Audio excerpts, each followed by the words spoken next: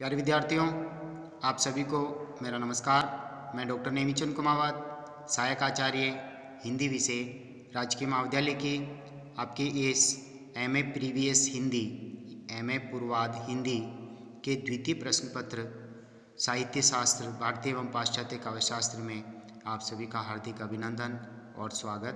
प्यारे विद्यार्थियों, हाल ही की जो ऑनलाइन कक्षाएं हुई हैं उसमें मैंने आपके एमए पूर्वार्ध के जो 4 प्रश्न पत्र हैं उनके अंक योजना और उनके पाठ्यक्रम पर विस्तार से चर्चा की। और द्वितीय प्रश्न पत्र में जो प्रथम यूनिट हैं जिसमें ध्वनि संप्रदाय और रस संप्रदाय का पाठ्यक्रम संकलित है, तो रस संप्रदाय को हमने आरंभ किया था और रस संप्रदाय में भी हमने रस के प्रमुख अवयवों को पिछली 2-3 ऑनलाइन कक्षा से हम पढ़ते आ रहे हैं। उसी क्रम को जारी रखते हुए आज हम आरंभ करने जा रहे हैं रस का तीसरा प्रमुख अवयव यानी अंग अनुभव। प्रथम अंग के रूप में हमने स्थायी भाव पढ़ा, 11 स्थायी भावों के बारे में चर्चा की। दूसरे अंग के रूप में हमने अनुभाव को पढ़ा जिसमें आलंबन, उद्दीपन और आश्रय के बारे में विस्तार से चर्चा की और भयानक रस का उदाहरण देते हुए मैंने विस्तार से इसको समझाया। और आज हम अनुभव जो तीसरा अंग है रस का उसको पढ़ने जा रहे हैं। तो देखिए, स्थायी भावों का बोध कराने वाले कारण अनुभव कहलाते हैं। आश्रय की जो बाह्य शारीरिक चेष्टाएं जिनसे पता चलता है कि कौन सा भाव उद्भुत हुआ उन्हें अनुभाव कहते हैं, यानी भाव के बाद, स्थायी भाव के बाद जन्म लेने वाले भाव उन्हें अनुभाव कहते हैं। आलंबन की जो चेष्टाएं हैं, जैसे भयानक रस का हमने पिछली ऑनलाइन कक्षा में उदाहरण लिया था। आलंबन यानी शेर जो भय नामक भाव को जन्म देने का कारण आलंबन बनता है और उसका रूप, रंग, उसका मुंह खोलना, जीभ निकालना, दहाड़ना, आगे कदम बढ़ाना, ये सभी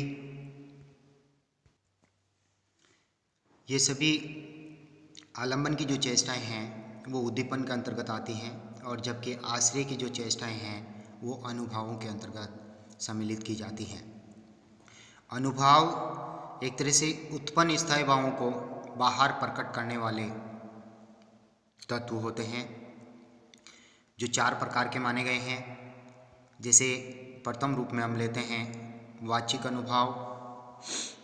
वाचिक का तात्पर्य वाणी के द्वारा हर्ष, शोक, क्रोध आदि भावों की जो अभिव्यक्ति की जाती है वो वाचिक अनुभाव के अंतर्गत आती है। जैसे नायक नायिका एक दूसरे से मिलते हैं और उनमें प्रेम उत्पन्न होता है, वो वाणी के द्वारा ही एक दूसरे के हृदय में जो प्रेम की जो अभिव्यक्तियां हैं उसको एक दूसरे के साथ में प्रकट करते हैं, तो उसे वाचिक अनुभाव कहते हैं। कायिक अनुभाव, कायिक यानी काया यानी शरीर, अर्थात आश्रय की शारीरिक चेष्टाएं जैसे कटाक्षपात, भ्रू संचालन आदि वो कायिक अनुभवों के अंतर्गत आते हैं। जैसे इशारे करना, तिरछी नज़रों से देखना, शारीरिक चेष्टाएं, शारीरिक हाव भाव यानी नायक और नायिकाओं के जो शारीरिक हाव भाव। आश्रय का तात्पर्य दोनों के हृदय में स्थायी भाव उत्पन्न होगा, रति प्रेम, तो कहने का तात्पर्य दोनों की शारीरिक चेष्टाएं वो कायिक अनुभव के अंतर्गत आती हैं। आहार्य अनुभाव, आहार्य में जैसे कृत्रिम वेशभूषा, दोनों नायक नायिकाएं एक दूसरे के लिए सुंदर रूप में सुसज्जित होते हैं, आभूषण धारण करते हैं, यानी एक दूसरे के समक्ष वो अपने आप को सुंदर रूप में प्रस्तुत करने की चेष्टा करते हैं। तो ये एक तरह से कृत्रिम वेशभूषा, अलंकरण, अपने आप को सुसज्जित करने के जो उपादान हैं वो आहार्य अनुभाव में सम्मिलित होते हैं। फिर चौथा अनुभव है सात्विक अनुभाव। आश्रय के बिना प्रयत्न के ही स्वतः ही उत्पन्न होने वाले ये भाव हैं जिन पर मनुष्य का कोई भी वश नहीं चलता है। सात्विक अनुभाव शारीरिक विकार हैं जिन पर हमारा वश नहीं होता है। इनकी संख्या भी 8 मानी गई है। जैसे स्वेद यानी पसीना आ जाना, जैसे भयानक रूप से डर जाते हैं, शरीर की रोमावली खड़ी हो जाती है, तो इसके ऊपर मनुष्य का कोई वश नहीं चलता है। कंप यानी शारीरिक अंगों में कंपन होना, मनुष्य चाह कर के भी पसीने को आते हुए नहीं रोक सकता और शरीर के अंगों में कंपन होते हुए को भी वो नहीं रोक सकता। इसी तरह से रोमांच यानी स्पर्श आदि से शरीर की रोमावली खड़ी होना, ये भी मनुष्य के वश में नहीं है कि वो इसको रोक सके या इसे स्वतः ही खड़ी कर सके, या चाह करके भी पसीना नहीं ला सकता, या चाह करके भी शरीर के अंगों में कंपन नहीं ला सकता। स्तंभ, जैसे भयानक रूप से कहीं डर जाते हैं तो जड़वत स्थिति में हम आ जाते हैं। हर्ष, भय, लज्जा आदि से जो शरीर का आकस्मिक जो संचालन है वो रुक जाता है और एक खंभे की भांति, स्तंभ की भांति हम जड़वत हो जाते हैं। तो ये भी मनुष्य के बस की बात नहीं है। स्वर भंग यानी स्वर का गदगद हो जाना, वाणी का खंडित होना, यानी कहने का तात्पर्य अत्यधिक प्रेम में व्याकुल हो जाते हैं, भावाविकुल हो जाते हैं, तो मनुष्य कहना क्या चाहे और निकलता क्या है, जो कहना चाहें वो भी बात गले में अटक कर रह जाती है। या कहीं भयानक रूप से डर जाते हैं तो मनुष्य बचने के लिए किसी को आवाज़ भी देना चाहता है तो टूटी फूटी वाणी निकलती है, तो वाणी का खंडित होना उसे कहते हैं। इसी तरह से अश्रु यानी लगातार आंसू गिरना, किसी शोक में, दुख में, कष्ट में, पीड़ा में, लेकिन मनुष्य चाह करके भी इन आंसुओं को नहीं रोक सकता। वैवर्ण्य, वी प्लस वर्ण प्लस ये, अर्थात वर्ण यानी रंग, वैवर्ण्य का तात्पर्य रंग उड़ जाना, यानी क्रोध से या भय से या लज्जा से चेहरे का या शरीर का रंग उड़ जाना, मनुष्य चाह करके भी इनके ऊपर इन पर रोक नहीं लगा सकता, इनको वश में नहीं कर सकता। अंतिम जो सात्विक अनुभव, ये सात्विक अनुभवों के ही 8 प्रकार हैं। 8वां है परलय यानी बेहोशी की दशा, मूर्छा आ जाना, बेहोश हो जाना। इन 8 बिंदुओं पर मनुष्य का कोई वश नहीं चलता। ये सात्विक अनुभव है, स्वतः ही जन्म लेते हैं और इन्हीं से ही पता लगाया जा सकता है कि आश्रय के हृदय में कौन सा भाव उत्पन्न हुआ और किस रस की निष्पत्ति हो रही है। आगे बढ़ते हैं। संचारी भाव जो रस का चौथा अवयव है, और संचारी भाव वैसे 33 माने गए हैं, 33 इनकी संख्या होती है। 34वां संचारी भाव के रूप में छल को माना गया है और जिसके प्रवर्तक रीतिकाल के कवि आचार्य देवदत्त माने जाते हैं। देवदत्त ने छल नामक संचारी भाव को 34वां संचारी भाव घोषित किया। संचारी भावों की परिभाषा को देखिए, जो भाव उद्बुद्ध स्थायी भाव का पोषण कर, यानी जो स्थायी भाव मनुष्य के हृदय में पहले से जागृत हो चुका था, विभावों के द्वारा और अनुभवों के द्वारा हाव भावों से उसका पता लगा लिया गया है, और अब स्थायी भावों के बाद ये संचारी भाव ही उसे परिपुष्ट करते हैं, पोषित करते हैं। उन सहकारी कारणों को, यानी सहयोग देने वाले इन कारणों को संचारी भाव कहा जाता है। इन्हें व्यभिचारी भाव भी कहते हैं, क्योंकि ये किसी एक स्थायी भाव के साथ नहीं रहते हैं। व्यभिचारी का तात्पर्य चरित्रहीन पुरुष, जिस तरह से वह किसी एक ही स्त्री के साथ, अपनी जीवन संगिनी के साथ नहीं रहता है, बल्कि वो सौंदर्य की खोज में या अपने एक तरह से अन्य स्त्रियों पर भी उसकी नज़र रहती है, वो व्यभिचारी होता है। उसी तरह से संचारी भाव है, किसी एक ही रस के साथ ये संचरण नहीं करते, बल्कि सभी रसों के साथ इनका संचरण होता है, इसलिए इन्हें व्यभिचारी भाव भी कहा जाता है। और संचारी इसलिए कहते हैं कि ये संचरण करते हैं सभी भावों के साथ। ये भाव रसास्वादन के समय संचरण करने वाले भाव हैं, जो क्षणिक होते हैं, पानी में उठने वाले बुलबुलों की भांति होते हैं, आविर्भूत होते हैं और तिरोहित होते रहते हैं। स्थायी भावों की तरह ये स्थायी नहीं होते, बल्कि ये क्षणिक होते हैं। जैसे समुद्र में उठने वाली लहरें उसी में विलीन होती है, उसी वैसे ही स्थायी भावों में भी संचारी भाव आविर्भूत होते हैं, तिरोहित होते दिखाई देते हैं। इन्हें व्यभिचारी कहने का तात्पर्य कि ये किसी निश्चित स्थायी भाव के साथ नहीं रहते हैं, बल्कि सभी के साथ संचरण करते हैं। संचारी भावों की संख्या 33 मानी गई हैं। 34वां संचारी भाव की चर्चा मैंने अभी की थी। छल को 34वां संचारी भाव माना गया है। तो देखिए 33 जो संचारी भाव है, इनका एक सूत्र भी बनाया जा सकता है। जैसे अकार से आरंभ होने वाले असूया, अपस्मार, अमर्च, अवहिता, ये 4 हैं। ए से आरंभ होने वाले असूया, अपस्मार, अमर्च, अवहिता। अवहिता यानी मन के गोपनीय भावों को छिपाने का प्रयास करना। आलस्य, आवेग, औत्सुक्य, यह आ से आरंभ होने वाले हैं, तो इनको ऐसे याद कर सकते हो आप, आलस्य, आवेग, औत्सुक्य। औत्सुक्य यानी उत्सुकता।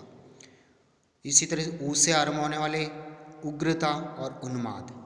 मैं से आरंभ होने वाले मति, मद, मरण, मोह। और दंते से आरंभ होने वाले स्मृति, स्वप्न 2। और ने से आरंभ होने वाले निर्वेद, निद्रा। चे से आरंभ होने वाले चिंता, चपलता। गे से आरंभ होने वाले गर्व, ग्लानि। विबोध, वी से आरंभ होने वाले विबोध, वितर्क। व्याधि, विरड़ा, विषाद। ये 5 वी से आरंभ होने वाले विबोध यानी गहरा ज्ञान, वितर्क यानी तर्क वितर्क करना, व्याधि यानी शारीरिक रोग, आदि यानी मानसिक रोग, व्याधि यानी शारीरिक रोग, विरड़ा और विषाद है से। और इसी तरह से जो 5-6 सेंस बचे हुए ये किसी सूत्र में नहीं आ सकते। हर्ष, शंका, दीनता, त्रास, श्रम, जड़ता, धृति आदि, ये कुल 33 संचारी भाव हैं जो सभी रसों में संचरण करते रहते हैं। अब हम आगे बढ़ते हैं निष्कर्ष की ओर। उपर्युक्त विवेचन से स्पष्ट है कि रस सिद्धांत भारतीय काव्यशास्त्र का सबसे प्राचीनतम सिद्धांत है, क्योंकि भारतीय काव्यशास्त्र के जो 6 सिद्धांत माने गए हैं, ध्वनि संप्रदाय, रस संप्रदाय, वक्रोक्ति संप्रदाय, अलंकार संप्रदाय, रीति संप्रदाय और औचित्य संप्रदाय, इन 6 संप्रदायों में सबसे प्राचीनतम सिद्धांत जो है वो रस संप्रदाय है। रस सिद्धांत को माना जाता है। रस को ही काव्य की आत्मा माना जाता है। जैसे अलंकार जो है वो रस के यानी काव्य की बाहरी शोभा बढ़ाने वाला, जिस तरह से आभूषण स्त्री की बाहरी शोभा में वृद्धि करते हैं, उसी तरह से अलंकार केवल बाहरी शोभा बढ़ाने वाले हैं। तो इसलिए रस को ही काव्य की आत्मा माना गया है। आचार्य विश्वनाथ जी ने ही सर्वप्रथम रस को काव्य की आत्मा घोषित किया। काव्य के पठन से, श्रवण से मिलने वाला आनंद, यानी काव्य को पढ़ने यानी कविता, नाटक, एकांकी, उपन्यास, इन साहित्य की अन्य विधाओं को पढ़ने से जो मिलने वाला आनंद है उसे काव्यानंद कहा गया है। यानी चाहे नाटक एकांकी आदि को हम रंगमंच पर देखते हैं या टीवी आदि पर हम चलचित्र देखते हैं, फिल्म देखते हैं, तो कहने का तात्पर्य इनसे मिलने वाला जो अलौकिक आनंद है, जो इस लोक से परे है, लोकोत्तर कहा जाता है, इसे अलौकिक कहा जाता है, अखंड आनंद कहा जाता है, वेदांतर से इस पर शून्य कहा जाता है, इसे ब्रह्मानंद सहोदर्य कहा जाता है। ये जितने भी शब्द मैंने यूज में लिए हैं ये सारे के सारे शब्द रस के स्वरूप का परिचय कराते हैं। अतः रस अलौकिक हैं, जिसकी निष्पत्ति रस के इन 4 अवयवों के संयोग से होती है। इन 4 अवयवों को हमने अभी पढ़ा, स्थायी भाव, विभाव, अनुभाव और संचारी भाव। इन 4 तत्वों पर हमने अभी विस्तार से चर्चा की थी। इन 4 के संयोग से ही रस की निष्पत्ति होती है। मनुष्य के हृदय में वासना रूप में या पूर्व संस्कार रूप में या सुषुप्त अवस्था में, सोई हुई अवस्था में जो भाव पहले से विद्यमान होते हैं उन भावों को ही स्थायी भाव कहा जाता है। और यही स्थायी भाव विभाव यानी विषय वस्तु, पात्र आदि, और अनुभाव कायिक, वाचिक, आंगिक और सात्विक और 33 संचारी भावों के संयोग से रस रूप में परिणत होते हैं। यानी मनुष्य के हृदय में रहने वाले स्थायी भाव ही विभाव, अनुभाव और संचारी भावों के संयोग से रस में बदलते हैं, रस रूप में परिणत हो जाते हैं। उस रस को अलौकिक रस या काव्यानंद कहा जाता है। अतः काव्य में रसानुभूति रसावयवों पर निर्भर करती है। यानी रस के इन अवयवों की जानकारी हमें अत्यावश्यक है, क्योंकि जो रस की अनुभूति होगी हृदय में, जिस आनंदानुभूति अनिर्वचनीय आनंदानुभूति या सुखानुभूति हम करते हैं, वो इन रस के अवयवों पर निर्भर करती है, जिसका भारतीय काव्यशास्त्र में विशेष महत्व है। तो प्यारे विद्यार्थियों, आज की इस ऑनलाइन कक्षा से यानी 3-4 ऑनलाइन कक्षाएं मैंने इस रस सिद्धांत पर मैंने ली हैं। रस के प्रमुख अवयवों को मैंने विस्तार से आपको पढ़ाया है। आशा करता हूँ कि आपको काफ़ी कुछ समझ में आ गया होगा। और इसके PDF नोट्स भी मैंने बना करके PDF बना करके आपके व्हाट्सएप ग्रुप पे भी मैंने शेयर कर दिए हैं। आप वहाँ से भी अच्छी तरह से अध्ययन कर सकते हैं। आपसे आग्रह यह है कि आप कॉलेज के इस YouTube चैनल पर यदि पहली बार इन वीडियोज़ को ओपन करके अपनी ऑनलाइन पढ़ाई कर रहे हैं तो आप इस चैनल को सब्सक्राइब जरूर करें, क्योंकि सब्सक्राइब करने पर ही आपकी महाविद्यालय में ऑनलाइन उपस्थिति सुनिश्चित हो सकेगी। आप सभी को बहुत बहुत धन्यवाद। जय हिंद, जय भारत।